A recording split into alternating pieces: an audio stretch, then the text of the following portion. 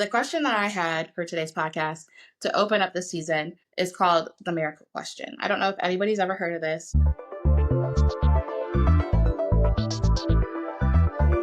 And we're back. Welcome back to Coffee with Kay. Let me just start off by apologizing for season 4. It was such a hot mess express, and I'm going to blame it on the pregnancy because I promised so many different types of videos. Like, I was going to do a crunchy mom traveling hack about how our kids had hand, foot, mouth in the Bahamas, and there was like no modern medicine to use, and traveling to Hawaii with our family, and I got a stomach bug, and I was going to like share crunchy hacks that I used, and I didn't do it. I totally forgot. But luckily for you, I wrote about that on my blog. So I have a blog. That's how all of this started 7 years ago, wildlyrootedministry.org. I have a blog, and it's called the Hippie's Traveling Medicine Cabinet. And I have all those links saved on my Amazon storefront page. So maybe this season I'll go through and I really want to do some recaps, like kind of reusing old content that most people haven't seen and share about it that way. And so if you're really interested, it's right there. It's on my blog. You can go read it. So my bad about that. And then I was also realizing that with the mold episode, I didn't put any of the pictures in the video. I was supposed to have, like, I was going like this, and I was going to have pictures of our moldy rental house and stuff like that in the test kits. And when I was editing my videos, I never put the pictures in. Whoopsies. So if you go to my social media on my Instagram, I have a highlight on like the little bubbles under the profile name. And it's called Mold Gal. And I have pictures of that rental house and the mold that we found under that house, and it's atrocious. And I've been wanting to write a blog piece about it for about 2 years, and I have not gotten to that. But now I'm motivated to do that because I feel so bad that I just left y'all hanging, and then I can go back and I can put my blog link in that video description, and then you guys can go back and see if you're really interested. If you have like any other questions and stuff like that, you can actually see what I'm talking about. So sorry about that. And then my birth story that opened up episode 1 of season 5 was supposed to be in season 4, but you know what? It's whatever. We're here, we're rocking, we're rolling. If you cannot tell, I'm really trying to like spruce up this podcast, spruce up my YouTube, shake things up. Following along here, y'all are the real MVPs. Thank you for being here. I actually really enjoy podcasting. It's got to be one of my new favorite things next to writing, and I never would have anticipated becoming a podcaster or a YouTuber or whatever you want to call me. But it's really fun. And so I would love to grow that number and like just have another avenue to connect with people because I think it's really fun. And it just brings me a lot of joy. So I hope it's bringing you a lot of joy. If there's anything you would love to hear or see on my podcast, on my blog, leave me a comment below because I want to know what you're thinking. I want to know what you want to see because you're the one who's showing up and trading your precious time with me to listen to my podcast and listen to my YouTube. And you don't have to do that. I appreciate you. Shout out to Abel Speaks. If you listen to my Sanctity of Life episode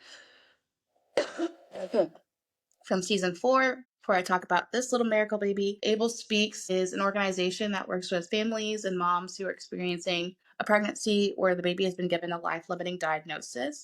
Treat, don't terminate. That's my little hashtag. But it's also true. Treat and don't terminate. If we had not treated our baby, she wouldn't be here. And I'll be forever, forever, forever grateful that we made that choice, even though it was impossibly hard. So Abel Speaks gifted their mommies little Mother's Day mugs, and it has our baby's birth flowers. So this is a daffodil. It's baby Jackie's birth month flower, and I am just obsessed. I love it so much. I'm using it as much as I can. I hand wash this sucker because God forbid I rub it off or mess it up or anything like that. I'll be devastated. So and then currently I'm drinking Nespresso today, but usually I make my own little Nespresso pods with the 7 weeks coffee, which I think I also mentioned on an episode or 2 ago, and I did not link my referral code. So 7 weeks coffee.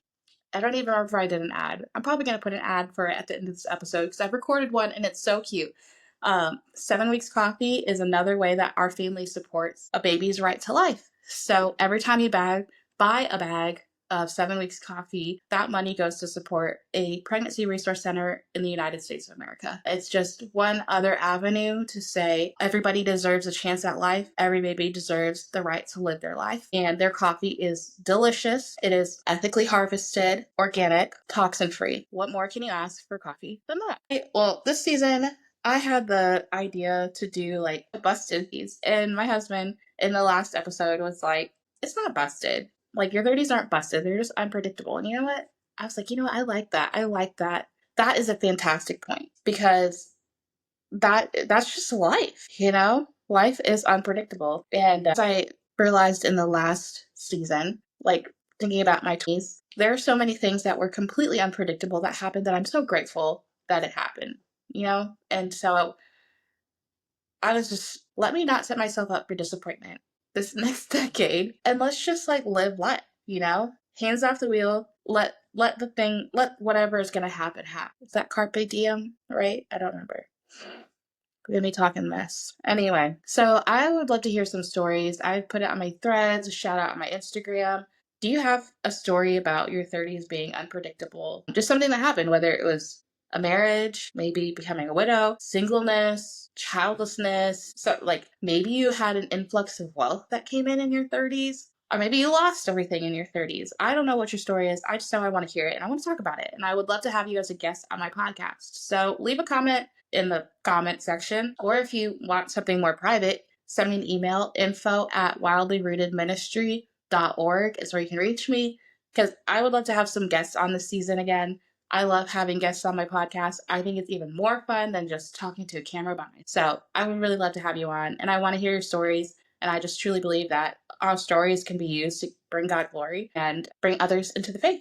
Come share your story. Come be on the podcast. I want to have you. All right, digging in. So my iCloud notes never loaded, which is so annoying, but whatever. The question that I had for today's podcast to open up the season is called the miracle question. I don't know if anybody's ever heard of this. One of my really close friends told me about this question sometime last year. She said that she and her husband learned about this question in couples therapy, and it's called the miracle question. So it's a technique used in therapy. I'm using Google AI. So particularly in solution-focused brief therapy, to help individuals envision a desired future and explore how to achieve it. It's a way to shift focus from problems to solutions by imagining a world where a miracle has resolved the issues they're facing. How it works. So the core question: suppose tonight, while you are asleep, a miracle happens, and the problem that brought you here is solved. However, because you are sleeping, you don't know that the miracle has happened.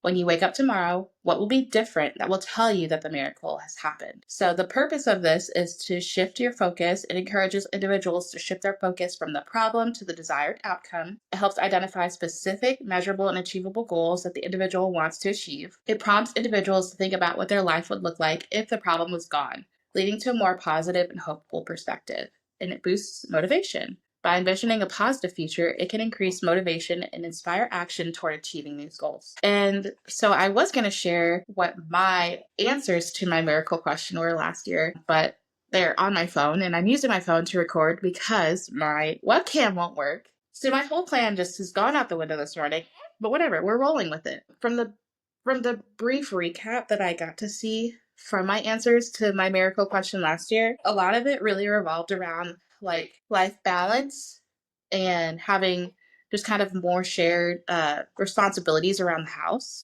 Hopefully by now you've recognized I am a stay-at-home mom. I have 4 kiddos now, 4, 7.5, and under. And I've come to realize now that's a lot of kids in a really short amount of time. That's a lot. That's a lot. And we live in an 880 square foot house. I've never talked about that on my blog, but I really should. How we built our house, why we built our house. It's definitely on my social media. It's a big part of our family's testimony and a big reason behind our why we do what we do or live how we live this lifestyle. So, I mean, my homemaking responsibilities are not so incredibly severe that I just don't have the space or time. But that being said, I live in a small house with a lot of little people who love to make a lot of big messes and get really creative about storage and having space for the things that we need and living minimally.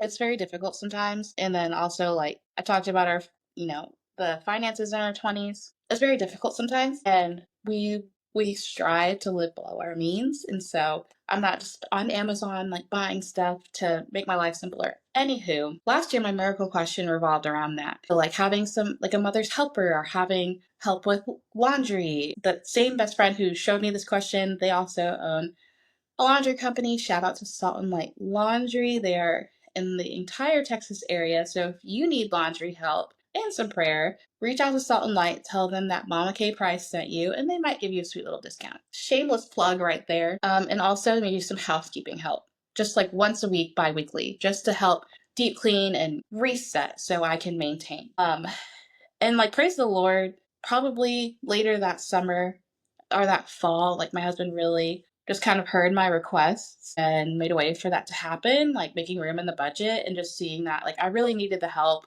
and I wasn't just complaining or just being lazy. And like that really came to fruition after I got pregnant with this one. And I had really bad morning sickness. I always have really bad morning sickness. And then right after having really bad morning sickness, she and I had surgery. And I was on bed rest for 10 days and it took me a long time to recover. And then like my husband's having a very active dad role, taking care of me and running our business.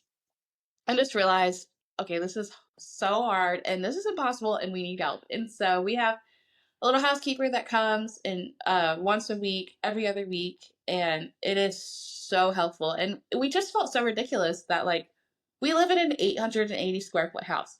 Why do we need help? Well, we have three little kids that are not super independent. It's a small house. It's easy for it to get so cluttered if you're not being intentional, and we're busy. Like we started this business 5 years ago. It's still a young company, and a lot of our time is going into keeping it afloat and growing it. And so we don't have a lot of time right now. We have a smidge more money than we do time. And so how can we utilize that resource right now? And that was one way. And then also every other week, we use Salt and Light Laundry. So they come out to your house, they pick up your laundry, wash, dry, fold it, drop it back off at home, and we put it away. And so I do laundry throughout the week, like every day, as much as I possibly can. And then when that day of the week comes around that Salt and Light is supposed to come, I stop everything laundry and I just put it in the pile for them to wash, and it just helps me reset. And that's been a game changer. Just those two things, and between the laundry and the housekeeper, it's less than $150. I don't use all of my laundry. Like I said, I'm doing our laundry, the majority of our laundry every day. And so it's not like they're just doing everything for me, right? And then I'm doing the majority of our house cleaning. And so it's not like she's just having to come and spend an entire day cleaning our house, It's pretty quick. It's just a lot of maintenance, right? $150 for peace of mind. Let's go. So that was the kind of the epitome of my miracle question answers last summer. And I just thought it'd be really interesting to answer that question for myself for kind of like my 30s. And that's kind of hard to anticipate like what the next decade of my life could or should look like in order for it to be perfect. But just play along here. It's just play along. What?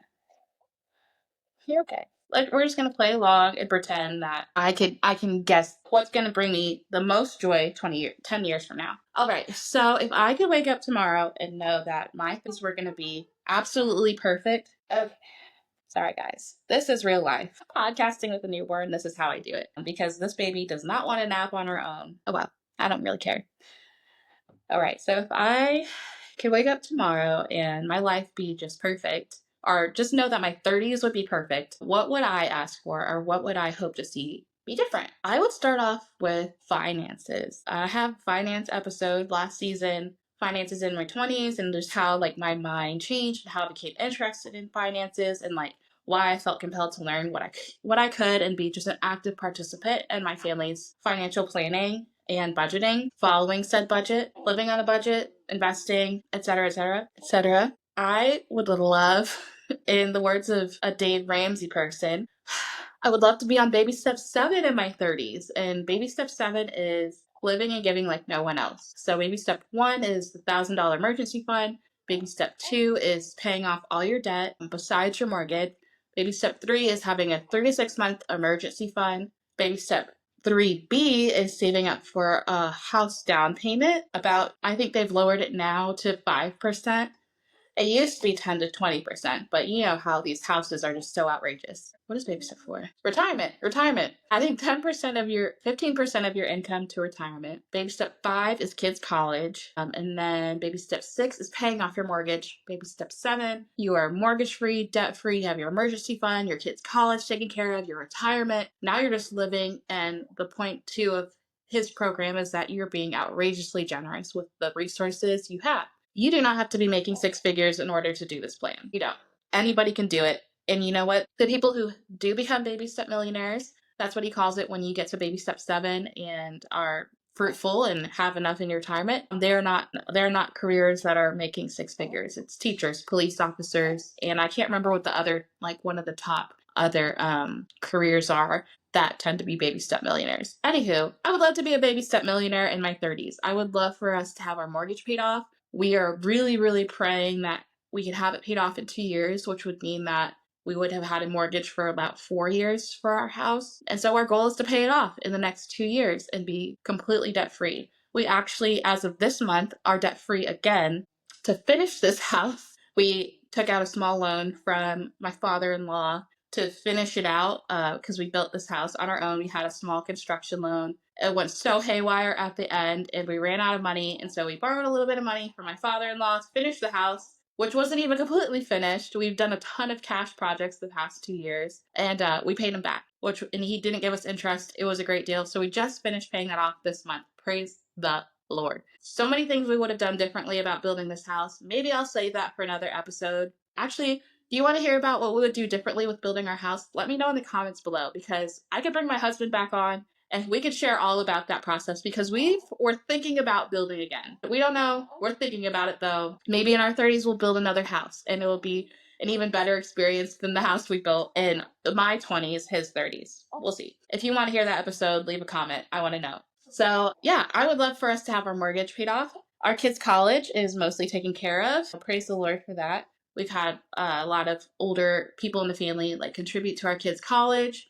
And so for most of our kids, like, that's kind of already covered, which is a huge blessing. And we also really want our kids to work for their college. Like, we want our kids to get scholarships. I went to school on a full ride scholarship and grants. My husband went the community college route. His family helped contribute some to college, and he also paid for his own school. So we are very familiar with paying your way through school, working through college. It is very doable. We got very affordable degrees. I only had $10,000 of student loan debt, which is stupid because I had a full ride to school, but my mom told me to take out a loan just in case.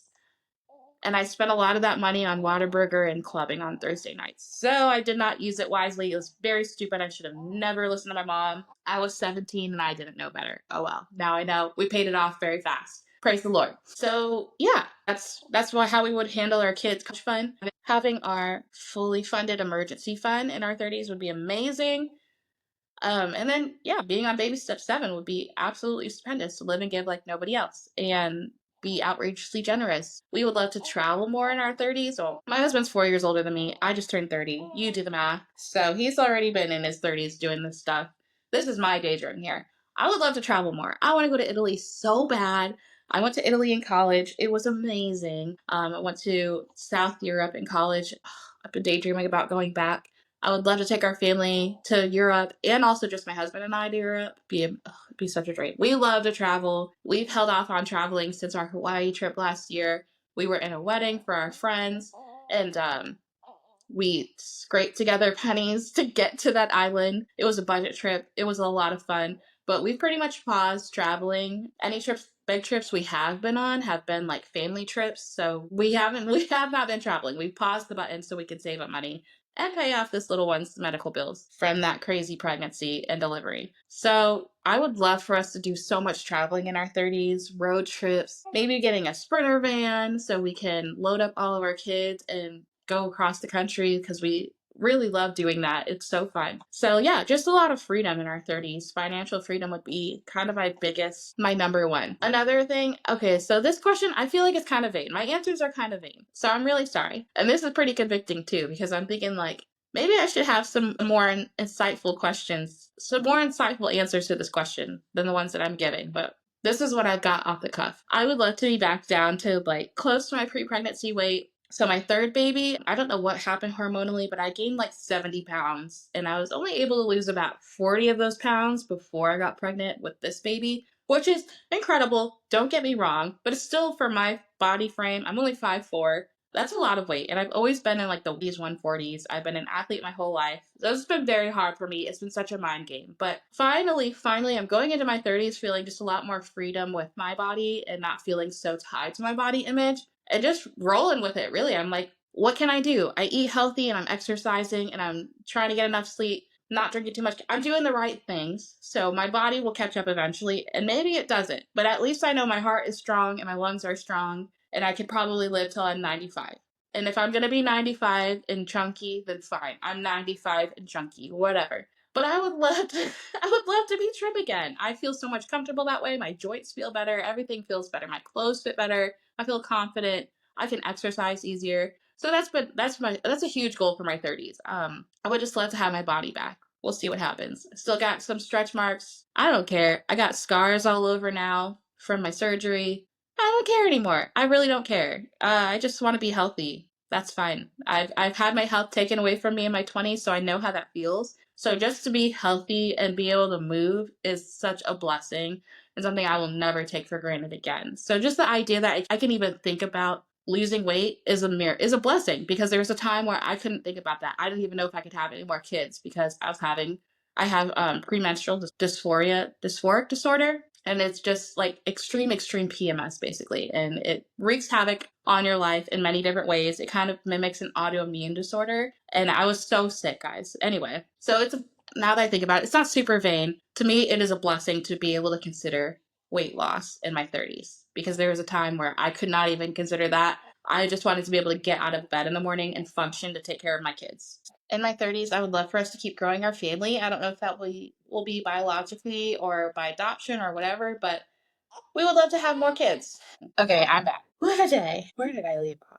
Okay, having more children. We'll see what happens. I'm not gonna, bet too much money on that. Well, I will. I'll bet a lot of money on it because we're praying. We're praying for more children. However, the Lord give us more children. We would love to have more children. I was taking the day, since I had to take a little break, to think about what other little questions I would have. And I'm just gonna put this one out there. So this one is pretty specific and pretty personal. And besides my husband, nobody really knows that it is. I bet you guys could figure this out. I would really love to be a public speaker and a traditionally published author. That's probably like my biggest dream. If I could wake up tomorrow and have a publishing contract and the opportunity to write books and have a team behind me to push said books out into the world, or an agency that like picked up my podcast and I got to be like a real life podcaster, I would be in heaven. I really would. I've thought about having like a little cooking show,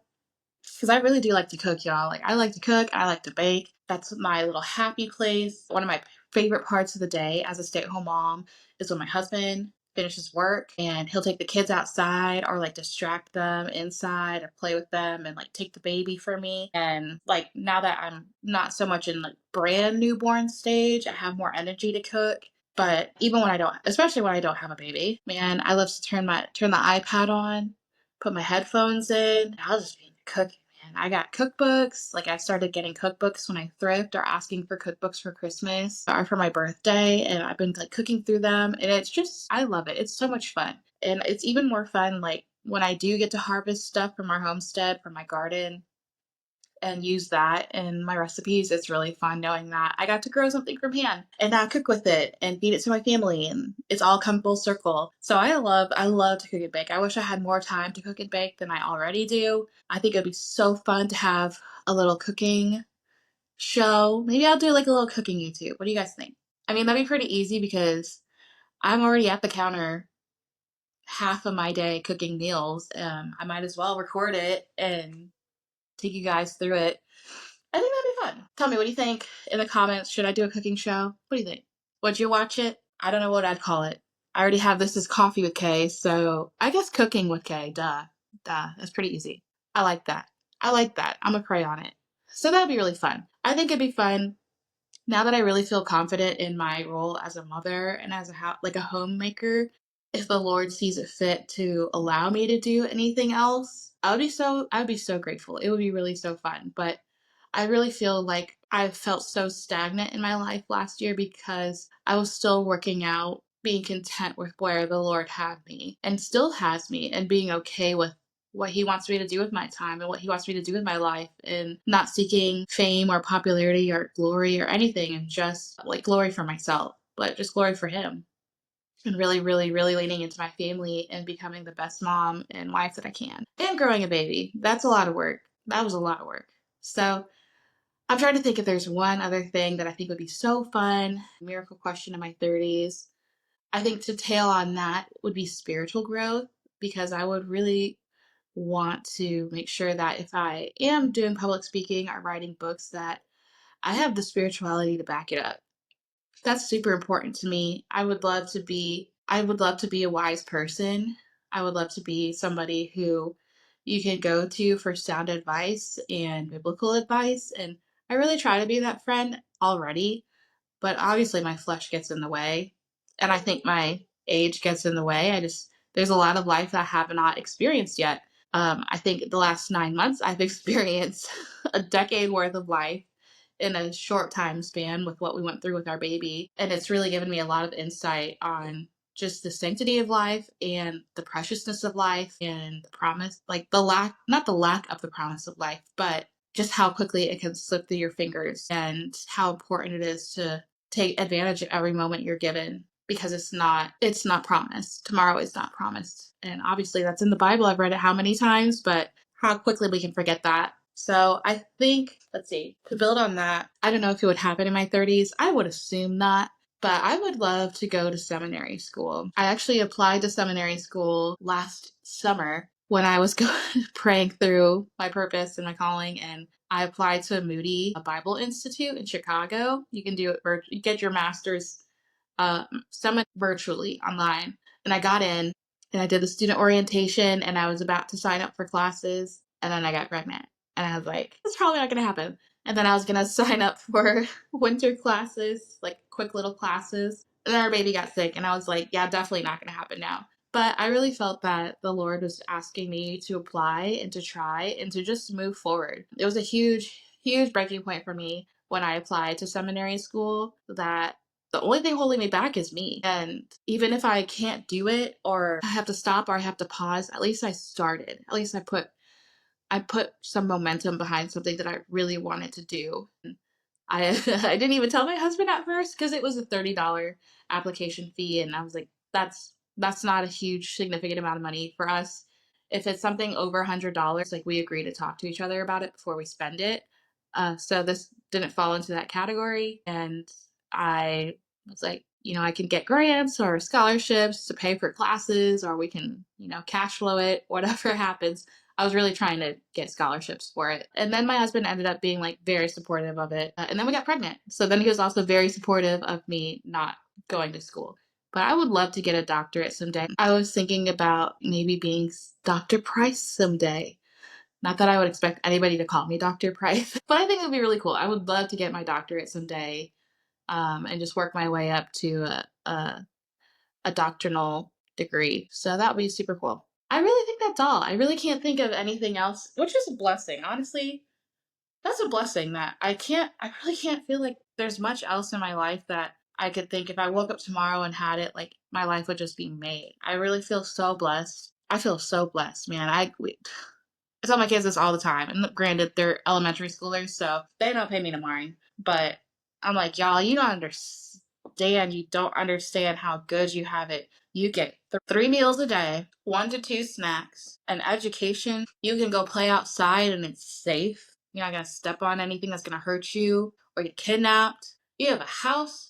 You have a bed with a clean mattress and clean sheets, and I wash your sheets. We can afford to wash our clothes and our sheets, and you got clothes in your closet and shoes. Man, mom and a dad that love you and take you to church. Mom and a dad that love each other. That's a blessing, man. Especially if you've grown up in a household and you've seen domestic violence, or like your parents, their marriage didn't survive, and you are a kid that went through divorce.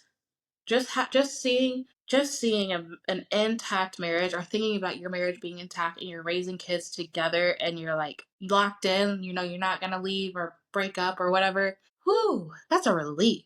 You can really make some big moves when you have that set to the side and you can, level up, man. So I just feel so blessed. Like my marriage is really, it's going really well. We just went through the hardest season we've ever experienced in our lives, let alone our marriage, and it drew us closer together versus drawing us apart.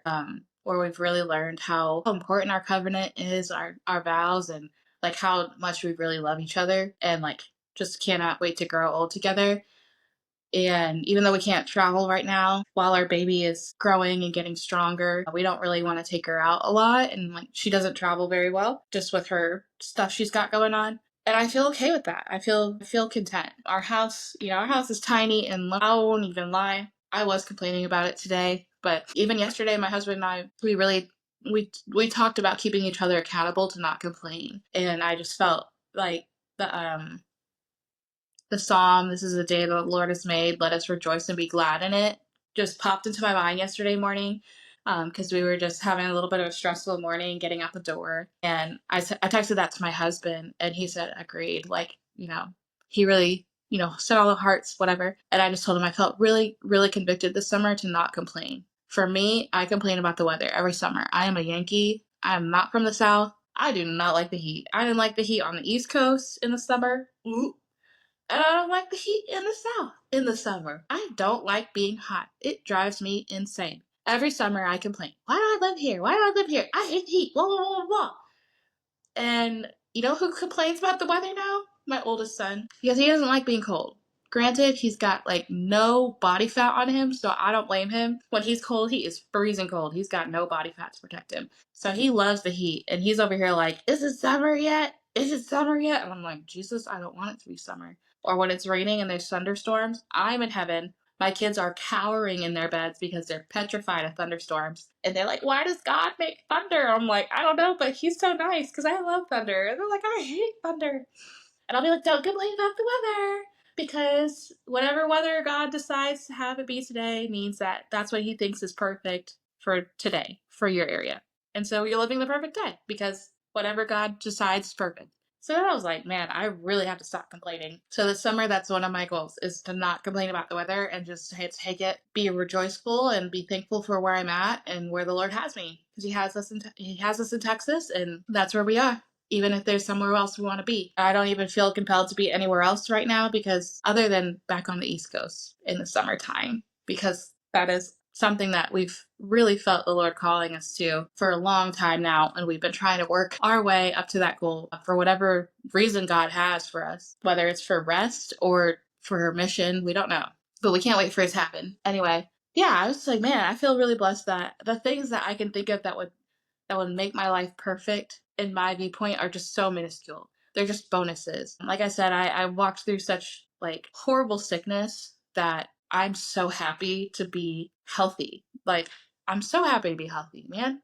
Even if I'm chunky, I don't even care right now. I'm so happy to have my husband. I really am. I really am. We've been watching a lot of people close to us go through divorce and just blow up their lives lately.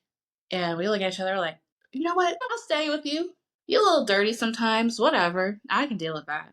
I can deal with that. You're a great person. You're a safe person. You love me and you love our kids and you take care of us. Why would I ever complain? Love my family. My family's come such a long way, like getting closer together. But I wasn't always able to say that. Man, I love my mom and dad. They are really like my best friends now. And that was not always the case in my life. And so like I can't even think of what I would change other than my parents moving here. If you're listening to this, if you want to move with us, please come move with us. Please, please, please move closer. Move closer. Come live with us. Come help a girl out. That's the only thing I would change. So you can put that on the list, because I love my parents, and I look forward to taking care of them when they get older and seeing what they're like when they're older. And I just like making every moment count with my family, my little brother. I love my in-laws. I love my in-laws. They're different. Yeah, they sure are different. I love them. They're awesome. No toxicity there. They're spectacular. love my in-laws. So I'm like, man, praise the Lord. Praise the Lord. I got 2 feet. I got 10 fingers. I got most of my teeth. I do need to get some new glasses, but I can see. My prescription actually went down. Isn't that crazy? It got better. I'm so thankful because I've had glasses since I was 8, and by now I was expecting to be like legally blind. But my eyesight is getting better. What a little miracle. Like, what do I have to complain about? Nothing. Absolutely nothing. Anyway, I'm gonna wrap it up because I'm just rambling now. But this is a good ramble. It's a good ramble to stop and think of things you're grateful for and practicing gratitude and bringing that to the Lord and worshiping Him for the things you're grateful for and thanking Him for the things you're grateful for. Man, because He didn't have to do this. He did not have to do this. You know what He didn't have to do either? He didn't have to save me. He did not have to save me. He did not have to send His Son to die for me. He did not have to send Jesus here. He didn't have to do that. He didn't have to die on a cross for us. He didn't have. So, like I always say, everything on top of that is a bonus. I have an assured salvation in eternity with a God who loves me, who died for me. Everything else is a bonus. I've read enough books about people who are in poverty. I think of the book Mimosa by Amy Carmichael. My word, my favorite book. Really, it's one of my favorite books ever. I read it and I cried. I don't cry a lot. If there's one book I could ever tell you that you have to read in your lifetime, it is Mimosa. It's yay big. It's not a long read. Amy Carmichael was a missionary in the mission fields in the late 1800s, early 1900s, and she was most known for her work in India with orphans and with temple children. She would take in temple children so they were not given to the temples. And so there's a story about this one little girl named Mimosa who went to how do you pronounce it? Donipur. It's called Donipur. The family's house. I think her dad was seeing what the school was about, and Mimosa really wanted to go to that school, but her dad wouldn't let her go. And she had an incredibly difficult life. But just from that single interaction she had at Donipur, she became a Christian and lived her life as a Christian. And just gave so much glory to the Lord for everything. And that just really impacted me, where, you read this story about somebody who really has it truly bad, but they have so much gratitude, even though they had nothing, just because they had faith in the Lord. Man, it doesn't change your life. So anyway, I'll wrap it up here. I would love to know the answer to your miracle question. If you could wake up tomorrow and have everything in life work itself out so it would be perfect, what would that be? Let me know below, and I look forward to coming back next week. I'm really trying to do these weekly, so I'll be back next week.